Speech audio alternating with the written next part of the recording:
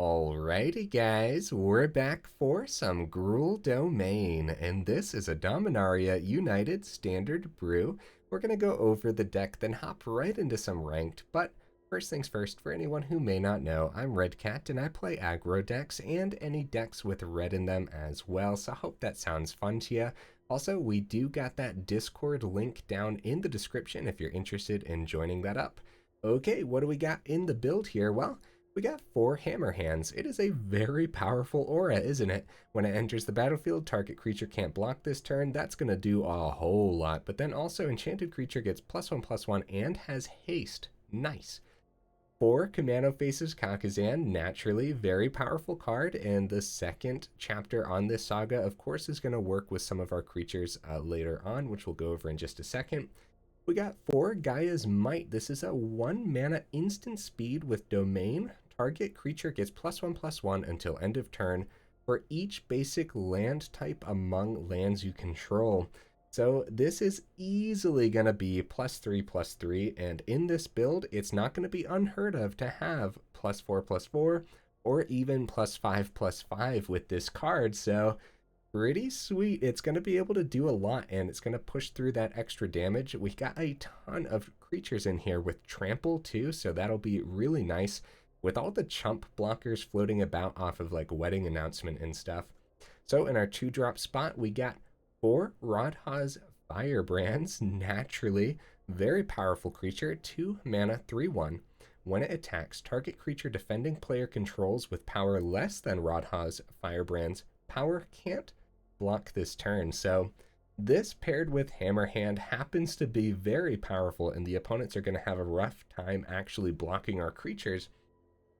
Excuse me, guys. And if they do end up blocking our creatures, then hopefully the trample can get the job done, because we got 4 Nishoba Brawlers. This is a 2 mana with Domain, where the power is equal to the number of basic land types among lands you control, and 3 toughness there. And yeah, this is one of the reasons to play Domain, a very powerful creature that will often just be a 3/3 2-drop with trample, which is pretty gross, honestly. And then as the game goes on, of course, it won't be unheard of to get this to 4 or 5 power pretty easily. Slapping something like a Gaea's Might on this is pretty nasty. That's a pretty chunky creature, you know? So we got a couple Tear Asunders in here. The kicker cost on here is 1 and a black. While we do have black sources in the mana base, I didn't want to worry too much about the kicker cost here. Like, I didn't want to add too much to the mana base to make it any slower or anything like that. So for 2 mana at instant speed, we get to exile target artifact or enchantment. I think that pretty much does something against every build. Pretty much, at least. And the artifact that I'm seeing the most of right now is Reckoner Bankbuster, which is pretty brutal to go up against sometimes, as it just keeps your opponent's hand nice and stocked, and then it can get aggressive as well, which is pretty brutal. And the enchantment that I'm seeing a lot of is, of course, Wedding Announcement, and Selesnya Enchantments has kind of been everywhere recently. It is kind of taking the top spot for the deck that I'm seeing the most of, where it was mono blue for a little while. Now I'm seeing a lot of Selesnya Enchantments, and I think Tear Asunder is going to be pretty good. We do have an alternative in the honorable mentions that I'll go over in just a second. But when we do have that extra black source from some of our Triome lands, then being able to kick this, if this spell was kicked, exile target non-land permanent instead. That is pretty darn powerful removal overall. Really like the card. We'll see if it's any good here today. We got 4 Iconoclasts in here as well. So another 2 mana trample creature. This one's a 3/2, and if it's kicked, which the kicker cost is red, so it's not going to be difficult to do, it gets +1/+1 and gains haste until the end of turn. So you can also think of this kind of as a 3-drop as well, where you can give it haste and it comes down as a 4/3. Very powerful card. We got 4 Llanowar Greenwidows. This is a 3 mana 4/3 reach and trample. That's pretty cool. The reach could come in handy against some of those mono blue decks, huh? So Domain of 8, 7 and a green. Return Llanowar Greenwidow from your graveyard to the battlefield tapped. It gains this permanent if this permanent would leave the battlefield, exile it instead of putting it anywhere else. This ability costs 1 less to cast, to activate, sorry, for each basic land type among lands you control. Nice. So you can get this pretty cheap, and it's not going to be unheard of to get this down to 3 mana, right? Yeah, 2 and a green. So bringing this back from the grave could do a lot in longer games. I think overall, for 3 mana, this is pretty stacked. Honestly, I do think that. And just that trample, once again, working beautifully with like Gaea's Might, or just imagine on turn 4 giving this haste with like a Hammerhand. That will probably get you a pretty good swing, huh? Now on the very top end of this build, we got 4 Thundering Raiju, which of course this card is so powerful. Being able to put counters on literally any of these creatures are like, that does a lot. Putting counters on any of the cards with trample is huge. Putting counters on Radha's Firebrand makes it so that bigger creatures that your opponent has can't block that turn, right? So Thundering Raiju is perfect in here. Couple Hallandals as well, and the main reason for only 2 of these is because it sure seems like cut down is everywhere, like a 4 of everywhere. Or if it's not a 4 of, then it's getting squeezed into the opponent's hands, and unfortunately cut down does hit Hal and Al, which is a shame. It's still very powerful, and it needs to be removed or it can easily run away with a game. And being able to give literally any of these creatures haste can go a very long way. So yeah, a couple of them here. Okay, the mana base, guys. We got all the Proving Grounds. We got all the Gardens. We do have a couple. Xander's Lounge has our red source. And we have a couple Spara's Headquarters, which has our green source. Now, for the kicker cost on Tear Asunder, we get a black source from the Xander's Lounge and a black source from the Proving Grounds. We got all 4 of our pain lands here, hopefully giving a little bit of speed to the mana base, as with all these triomes entering tapped, it's going to be pretty slow, and hopefully we make up for it with just our powerful creatures, huh? You have a Who Endures as well as a Crucible of Defiance in here as well, so honorable mentions, guys. Kami's Flare, this could be pretty good removal in a deck like this. Definitely something to think about. Now, if you don't like the Tear Asunders, then you could try Outland Liberator. I think this is a pretty good creature, a pretty powerful creature. And of course, worst comes to worst, you know, you got a turn 1 Kumano, you could drop a turn 2 Liberator, and that's still pretty powerful. Whereas if in your hand, the only creature you had, or I shouldn't call it a creature, the only play you had was Kumano, and then you have like the Tear Asunder instead, then you're not really getting a powerful line of play there, for example. So maybe the Liberator would be better in this deck. Something to think about. And then to work with the Daybound, Nightbound here, maybe Reckless Stormseeker could be pretty good in here too, as a 1 or 2 of. Just another way to give some of these incredible creatures haste could go a long way, huh? So definitely something to think about. Okay, guys, let's go ahead, take this into ranked, and see how we do.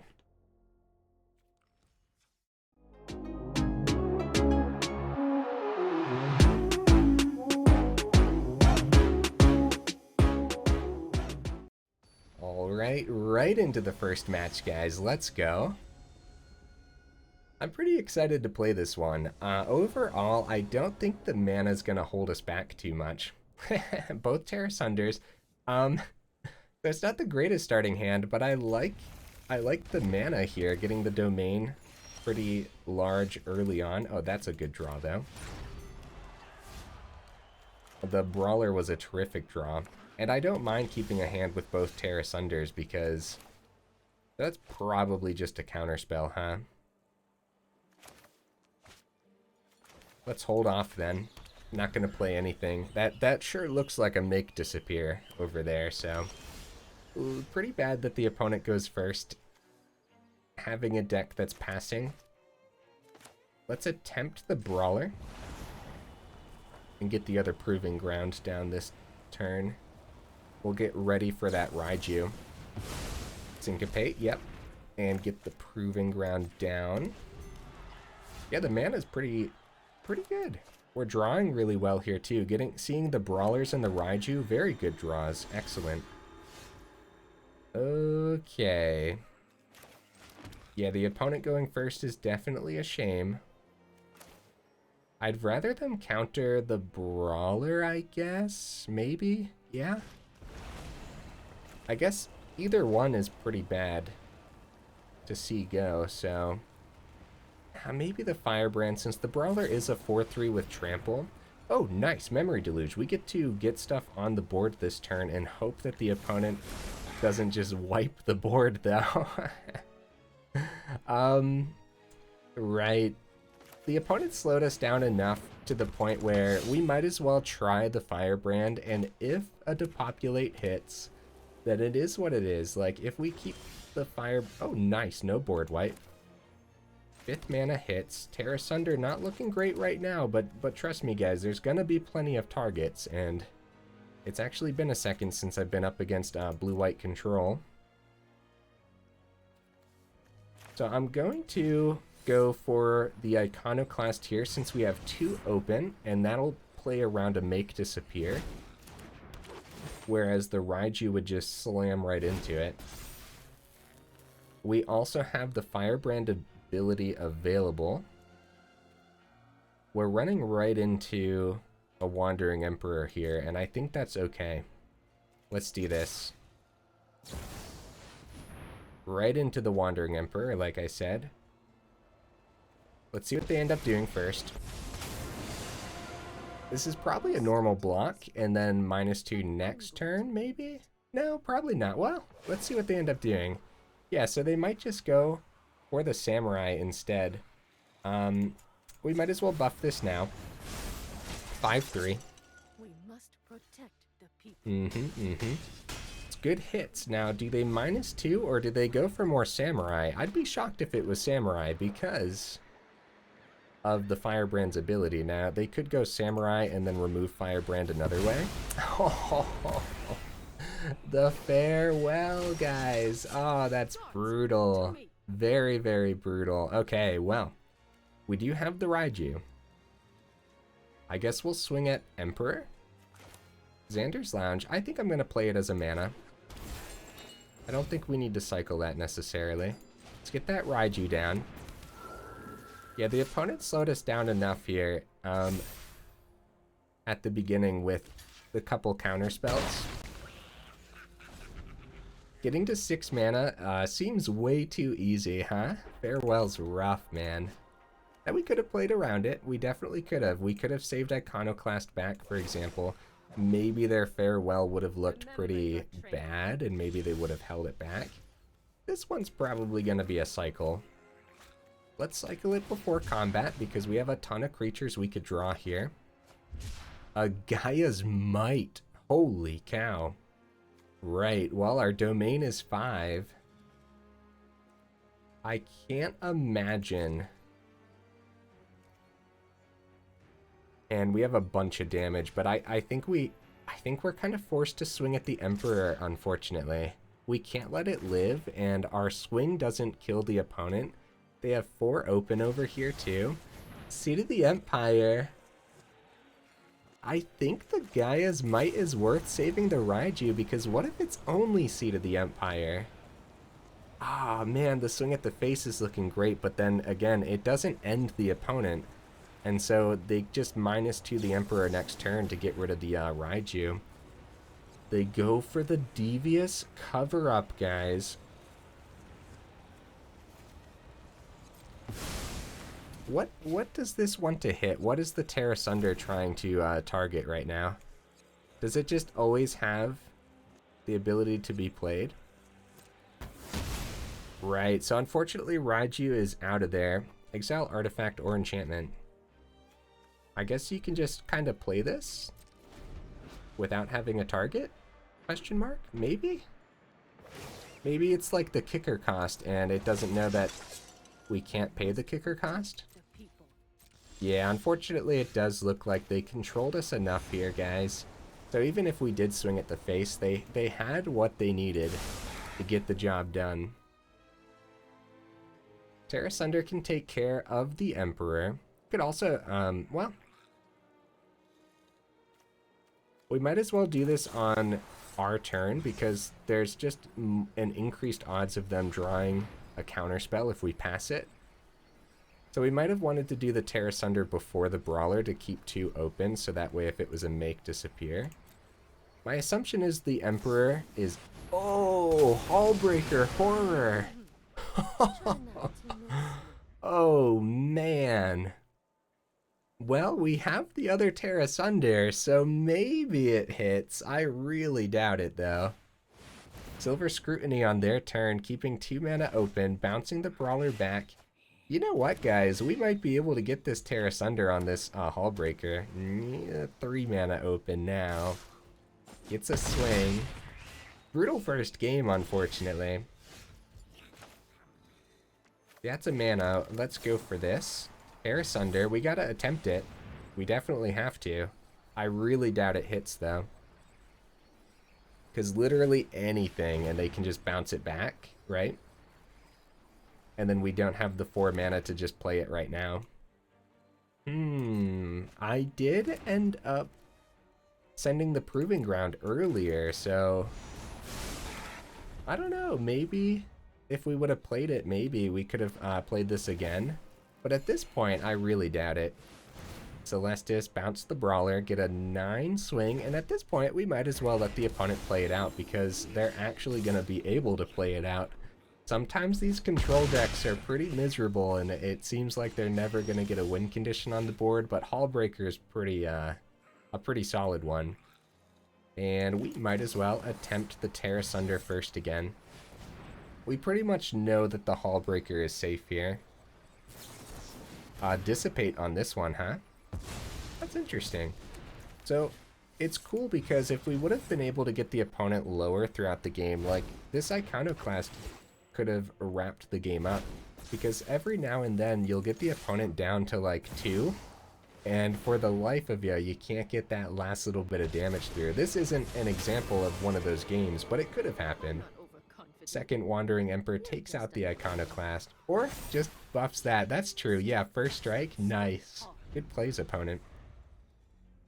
See, I'm not well versed enough with control. I would have just -2, but that makes a lot more sense to just make this a 3/3 with first strike. Something to think about. Wandering Emperor is nasty. And that was actually a pretty fast first game. Well, not the fastest, but it was pretty fast for versing blue-white control, huh? If they wouldn't have seen the Hallbreaker, then it would have taken a lot longer, and maybe we would have just given it to them because, you know, one of those things where up against control, it can be miserable, but that one wasn't that bad at all. We got to be faster in the early game. Opponent goes first here. This is a pretty solid hand. We don't have our turn 1 Kumano, but this is definitely just... Oh, a 3rd Raiju. Well then. Okay.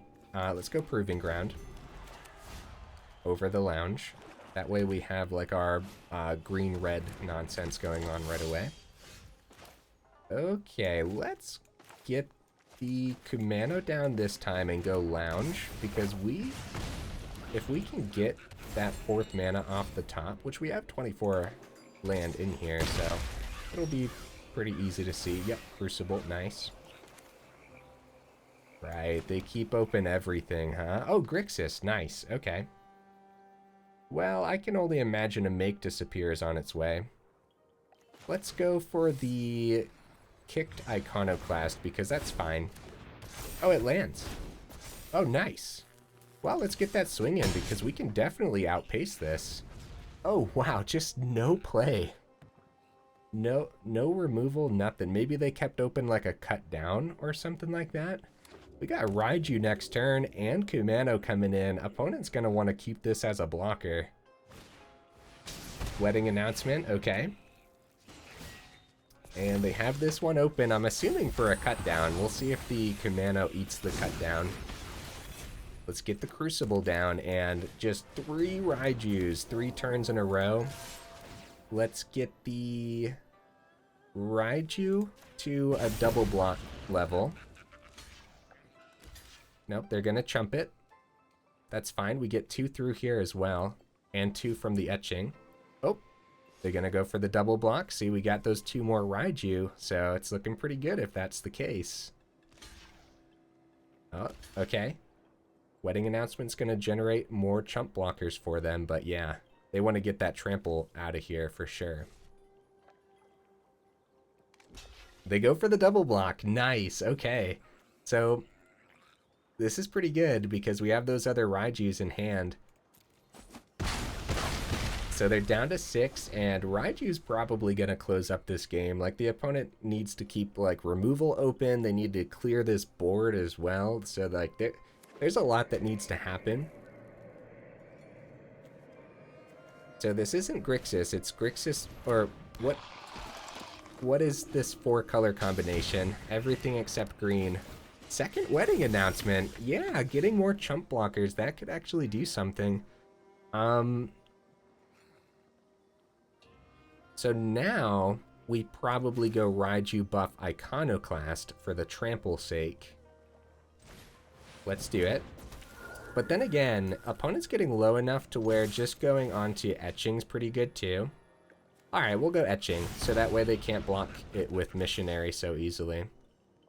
We'll take care of Missionary, and they're going to want to chump the Etching too. But then they're taking 4 here, gaining 2.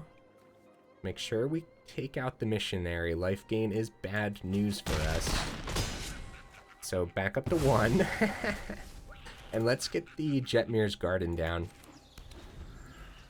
All 5 domain colors available. And let's see if that... Okay, Invoke Despair. We're going to go ahead and get rid of Etching, so that way we don't have to get rid of our enchantment as well, right? We'll just take some extra damage there. Couple 1/1s and let the third Raiju do the work, huh? So Firebrand is also available. Firebrand with Hammerhand and then a full swing.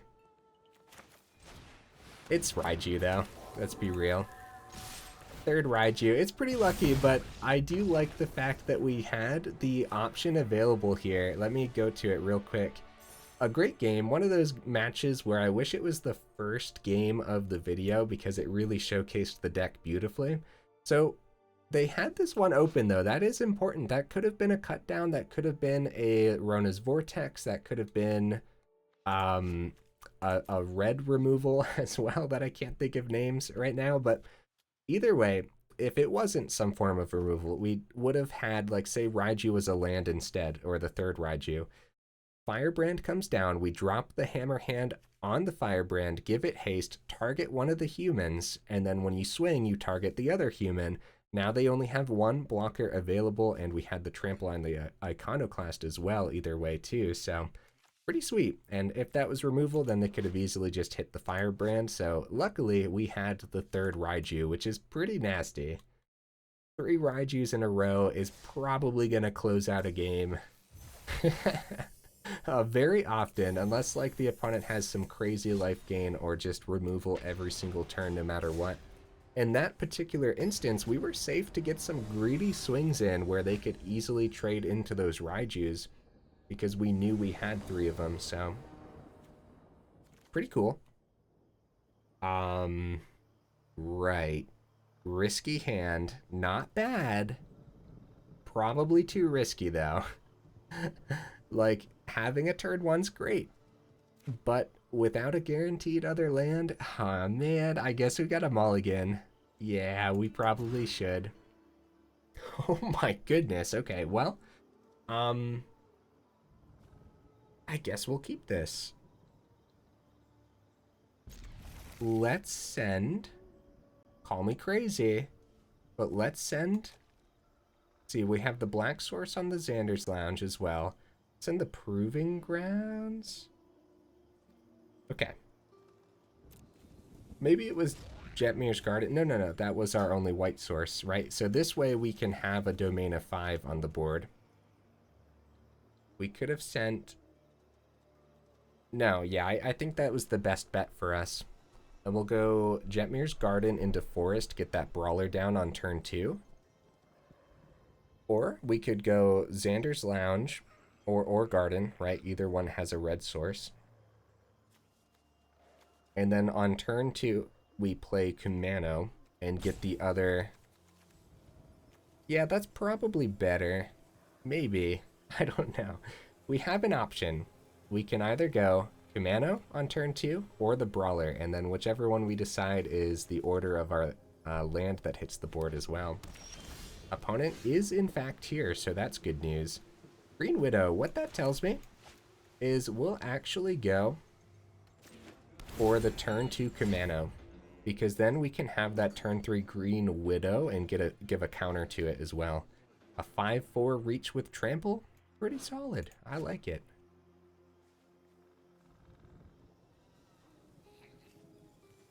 I wonder if the opponent is playing some control over there.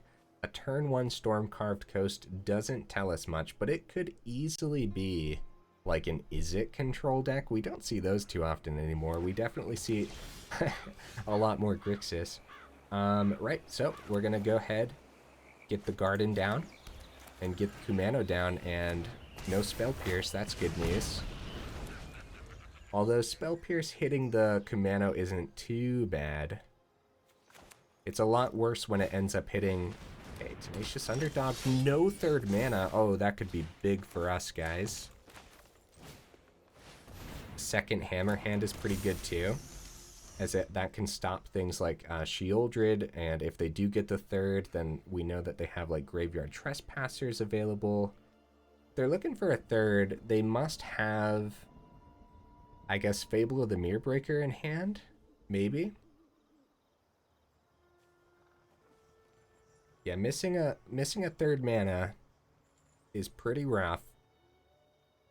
We're pretty stacked over here right now. Kumano flips next turn. If they get like another Tenacious Underdog down, then I suppose... Well, either way, it's probably going to be Brawler into Hammerhand. Infernal Grasp, yep. I probably would have done the same. The swing is risky because they don't know how much damage we can come in with this turn. In fact, the Gaia's Might and everything, let's just go all out. Let's do this. Get the Crucible down. Get that Brawler. Give it haste. Target Underdog.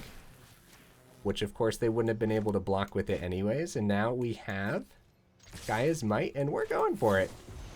Big swings. Down to 4. Other Hammerhand in hand tells us that at any moment...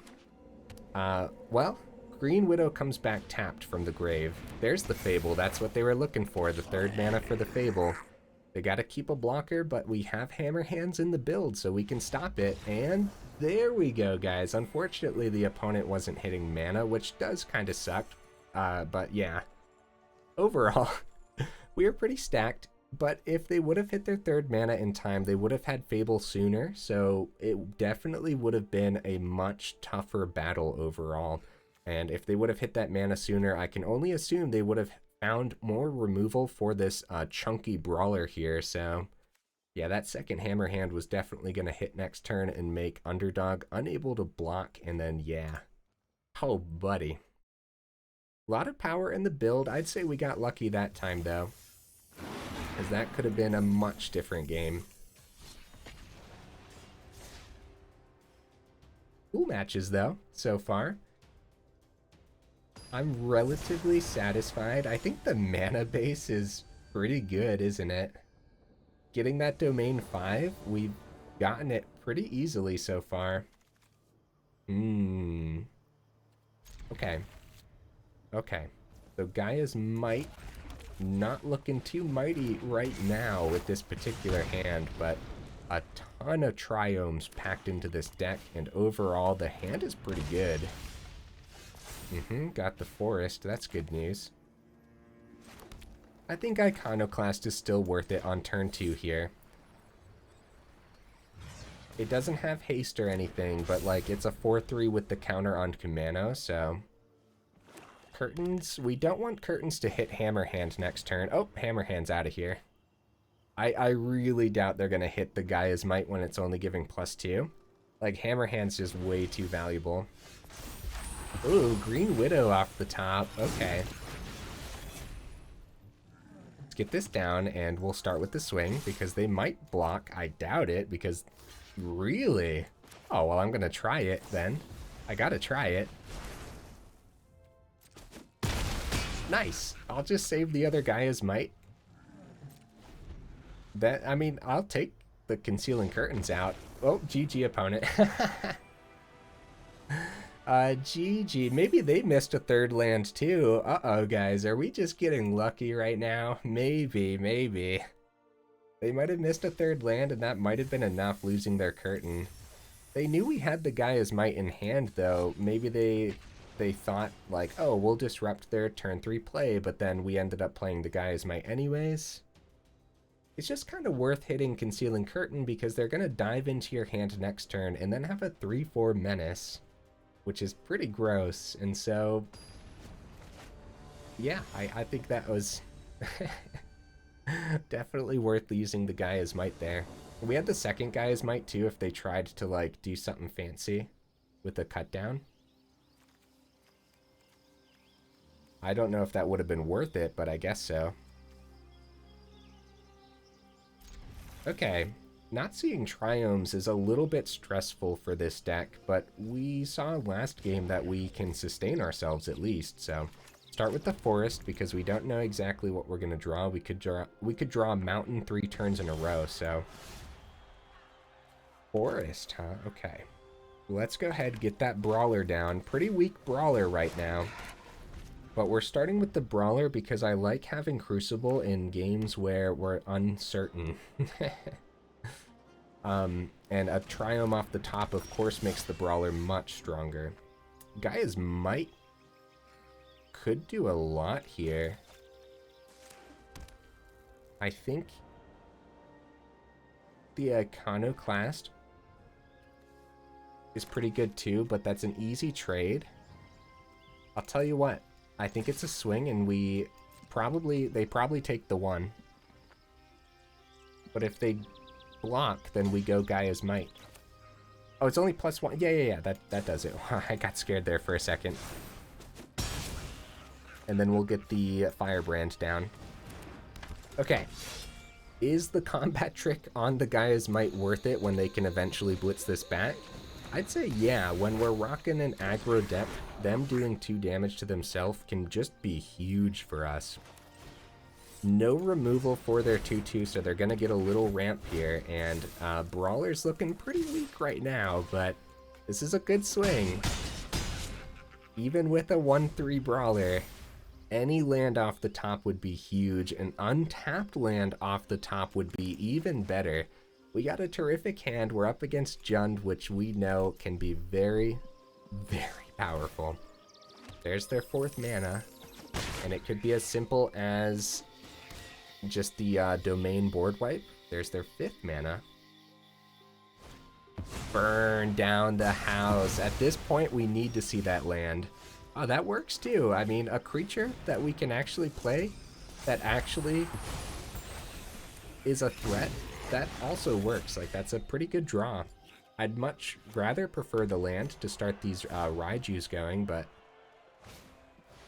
Blood Tithe Harvester. Yeah, we're about to see the nonsense between Reflection and Blood Tithe Harvester be devastating. So essentially, when you don't have the removal necessary, what ends up happening is they start copying the Blood Tithe Harvester and using the copy to take out every single creature you have. Have a good swing here. We could make the Blood Tithe Harvester unable to block, but yeah, not great draws, unfortunately. Our Green Widow's definitely going to get taken out by this combo next turn. At least we can try to get a swing, which is pretty good.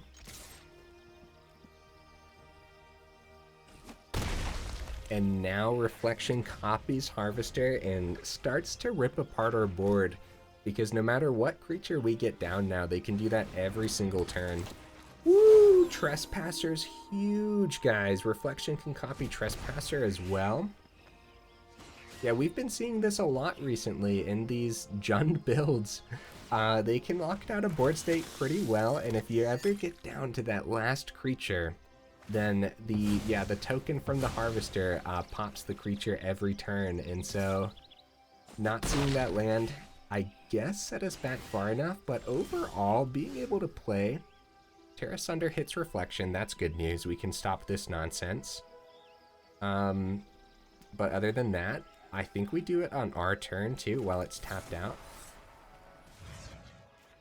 Take care of the Reflection. We're in danger, but we might be able to get that last bit of damage through. I think a big problem here is the life gain on Trespasser now. I think that is a big problem. The good news is, after this match, I think we have time for one more game, too. This is a fun deck, guys. I love Gruul in general, and I think going like this domain route, it's a little bit different than the normal Gruul route, so I don't know. It's fun.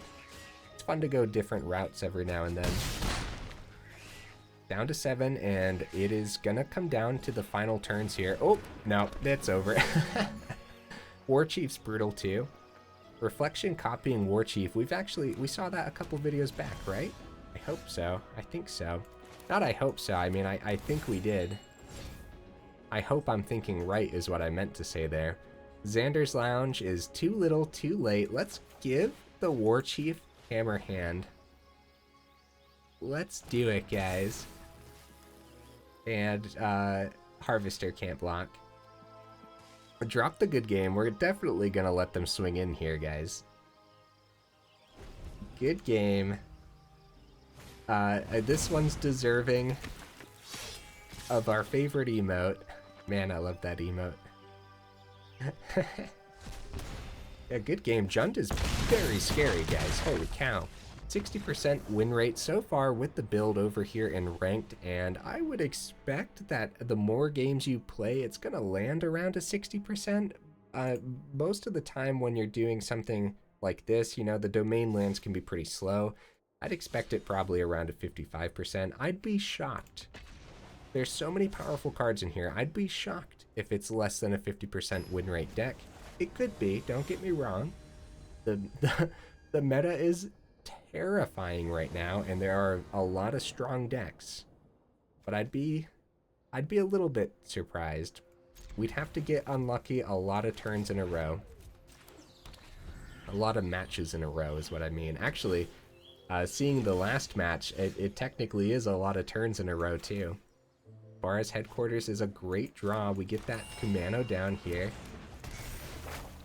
Radha's Firebrand already with a domain of 4 here. Ooh, okay, Green Widow.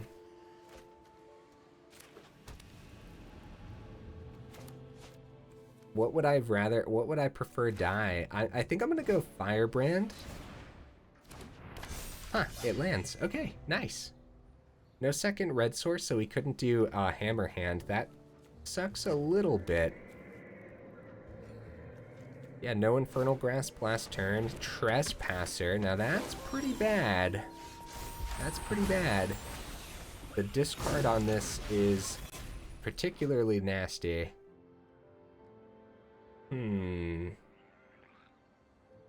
Whenever a permanent with ward becomes the target of a spell or ability, so how many cards do we want to lose is the question. I think we'll go ahead. We'll use up... I like the Iconoclast here too, actually. Let's go Iconoclast. And we'll discard the Green Widow to use the Firebrand's ability. How do you guys feel about that? Because we could also just let them block. But Green Widow can eventually come back, so I think that's fine. Going down to 10, and if we top deck a red source, then Raiju comes slamming down.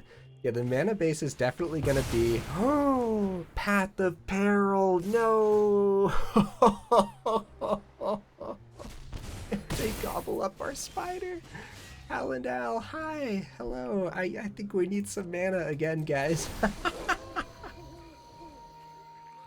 Oh no. Oh no. Ah, the Path of Peril, guys. Man, these board wipes still out here haunting me, huh? Okay, well, we'll see if we can find that mana. If not, this Trespasser, oh, they can get life gain off of Sorin too, but they might as well. They're gonna go for the creature as well. Well, we got the Hallandau, but it doesn't target or do anything this turn, so easy spot removal can clean that up. No second red source means no Raiju, which is pretty bad, and it definitely says something about the deck too, where, you know, the mana base is pretty greedy already, and Raiju's the only creature in here with a double color on it, so Liliana's gonna clean up this game really nicely for the opponent, and that's gotta be the GG. They gained a ton of life from the Graveyard Glutton. They're going to gain more from the Vampire as well. 40 minutes in, and the matches are fast, guys. We can totally get into one more. Oh, we can actually give this haste, too. We can block here and survive a turn, though. Can send it back to daytime. And actually keep the Widow around, too. Means we kind of stop a Trespasser swing if we do it this way. I like that. It's, again, it's easy spot removal. They could even just drop a second Liliana or something. Keep the Raiju, I think. They gained way too much life to make a comeback here, unfortunately. Board wipes are brutal, guys. I was pretty confident this game, but yeah, Path of Peril is definitely a way to go, and the Orzhov style might be coming back, guys. Like, we are seeing a lot of mono black still, but wouldn't it just be worth it to go Orzhov anyways? Right? Fateful Absence? Yeah, that makes sense to me. This is pretty sweet. Actually, if they had... Oh, they can just go Trespasser for the game. Nice. Hey, good game opponent. Wow. Hey, 50% total win rate. Let's get one more in. These matches are fast. We can totally squeeze one more match in. And win or lose, I'm pretty satisfied with how the deck is doing overall. Seeing a couple losses where we're like, we need this one mana and we'll be fine. And like, that just happens, you know what I mean? It's Magic, so. The question is then, at the end of the day, does it happen more with this deck? And is there anything we can do to accommodate for that or make it draw better? Overall, though, I'm like, look at this hand, dude. Look at this. This is sweet. This is a sweet hand. Lots of options here. We got a turn 2 Kumano. We'll start with the Lounge, I suppose. No, we'll start with the Garden, get the green source. Because, yeah, we got Crucible here. It's probably going to be turn 2 Kumano and get the Lounge down. Oh, Mono Blue. This is going to be a good test. Mono Blue is rough and everywhere. Double checking my options here. They went first, so they already have the 2 mana open, so we might as well go Kumano, let that get countered over our, like, Brawler or our Iconoclast or something, you know? Right, like, because they went first, they are definitely set up to just drop a land, pass every single time. Shredder, and an Otherworldly Gaze to immediately get the Connive on Shredder. Huh. Okay. A Tear Asunder would be pretty great to see. Well, no, we don't have the 4 mana for it. What am I saying? What's the best bet next turn? Brawler Hammerhand? Probably Brawler Hammerhand, huh? Let's get the Crucible down for more red sources, I guess, right? Brawler. Hammerhand. They get a Connive, unfortunately, because of Shredder, but is it like, do we hold it back when they're tapped out? Probably not, which is pretty funny, actually. That's actually something to think about. Like, Shredder makes it so that way, if you do end up... Huh. Yeah, so this could be as simple as having like a Fading Hope available too, slowing us down enough to the point where our creatures won't have that haste anymore. If they don't end up slowing us down too much, then so they're gonna keep the 3 open here. Gaia's Might, holy cow. Right, so gotta play around to make disappear, but this is probably just a normal counter spell. I think we play our mana. Hallandau. I would love to get that Iconoclast down for the haste, you know? I don't think we do, though. I think we swing. I think we're looking pretty good. If this is a Fading Hope, then we can drop a couple. Really? Okay. We're just going to let them take the 6. We're going to try the second Brawler, because you never know, guys. Like, this could just be another Make Disappear instead of a full-blown... Okay, Essence Scatter with 1 mana available. We're going to get that Iconoclast down, too. So that tells me maybe we should have done Iconoclast. We're going to get it all down, guys. It doesn't matter about these extra counters on Shredder. We got to get it all down, and the Trample's huge. The Gaea's Might. Like, it might be something to play around, but at the same time, they're getting low, so our creatures hitting the board is big for us. So yeah, the big thing here is, should we have played Iconoclast, let them hit the Essence Scatter on that, and then got Brawler down, which happens to be a 5/3 with Trample. Let's hope that we don't end up regretting that. So Gaea's Might is huge for us here, and if the opponent can end up... They're gonna swing! They are confident, guys. That means the last 2 cards in hand is some form of protection. Nope. Okay. Oh, another Brawler. Pretty good. I would love to get this Halana down, but let's be real, guys. Let's be real. We gotta keep that Gaea's Might open. Both of these have Trample.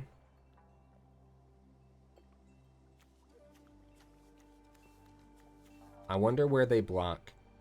And I wonder if the Gaea's Might's gonna happen. If they end up tapping out at all, then I guess we can get the Halana down this turn. Let's see what ends up happening here. No, yeah, Halana, we don't have enough for that, technically.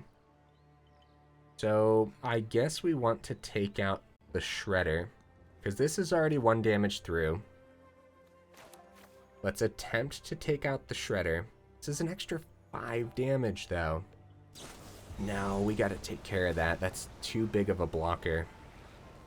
Counterspell. That's gonna be a negate. Oh, man. Alright. Well, we get the other Brawler down, and now we hope. Now we hope for something great, because, yeah, main board Essence Scatter and a main board Negate both in hand for the opponent. This is going to be an uphill battle for sure, as they're keeping a blocker back. That's good news. Halana would be huge to play, but they still have 1 card remaining, and they have the Otherworldly Gaze too. Oh wait, they don't actually draw from this, right? Any number of them into your graveyard, rest on back. Oh yeah, let's try the Halana. If they got something, they got something, guys.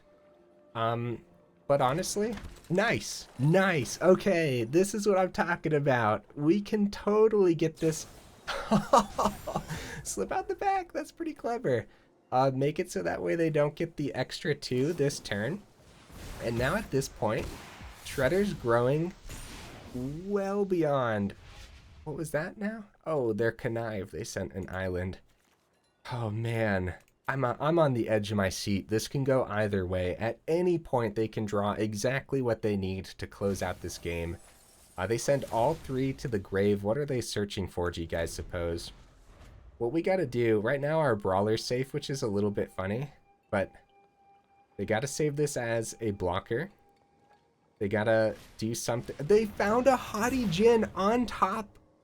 Oh my goodness, what a draw, guys. Now, they did go searching. They did send 3, they did connive, so, like, it's not unheard of by any means. At what point, so, like, we need another creature, I guess, right? At what point do we just cycle this and see what we find? Kumano's pretty great. Xander's Lounge. Cycle it before combat, because we could find a Hammerhand. It's gonna be a mountain. I'm okay with playing this mountain.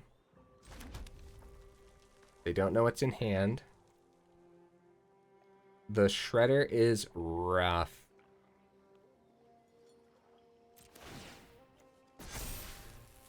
Everything about the opponent's board is rough. We just have to hold it out, no attacks, and hope they don't draw another Haughty Djinn, or just any creature. Like, any creature for them is huge because we already have an established board state. So what they want to find is a little bit of removal. We're gonna wait. They swung. Wait, why did they do that? Wait, hold on.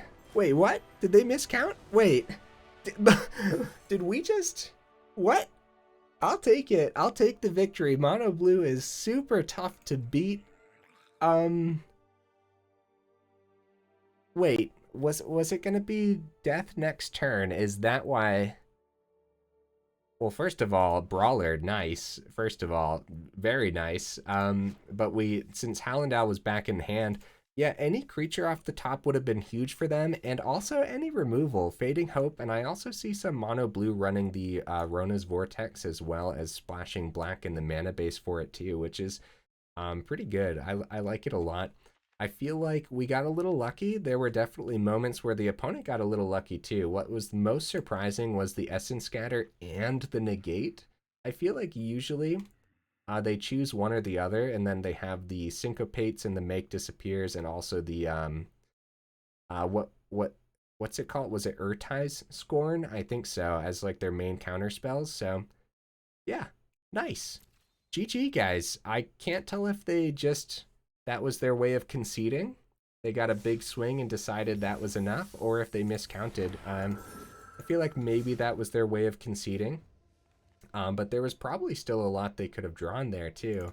Unless I'm missing something. I might very well be missing something. Eventually, I mean, Kumano was going to buff the Hallandale next turn, then we would have put that all into the Brawler again. So, I don't know. Here's the deck list again, guys. Holy cow. I enjoyed this one. Of course, Gruul is one of my favorite color combinations easily. Going like this whole domain route seemed pretty worth it overall. While the mana base is slow, like we just have powerful cards in here. Brawler, Greenwidow, Gaea's Might, all very, very worth it to play domain.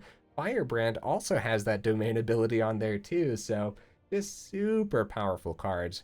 How'd you guys like the Tear Asunder? Should this have just been the creature instead? Maybe.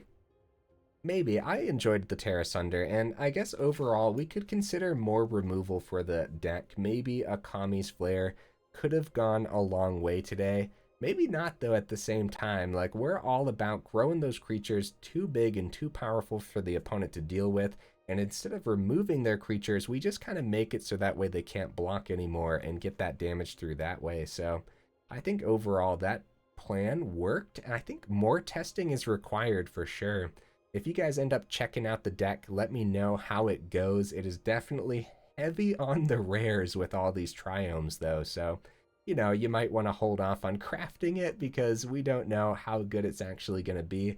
But overall, I mean, I feel like it's pretty solid, and it was pretty fun too. So if you already have the cards though, I definitely recommend checking this one out and then getting back to me because I love to hear how the decks actually work out for you.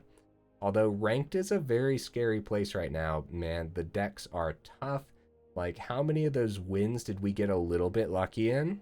A couple of them, that's for sure. So, I mean, luck is always a factor, but still, you know? Yeah, hey, if you made it this far into the video, y'all are champions, and I super duper appreciate you, and I will see you in the next video.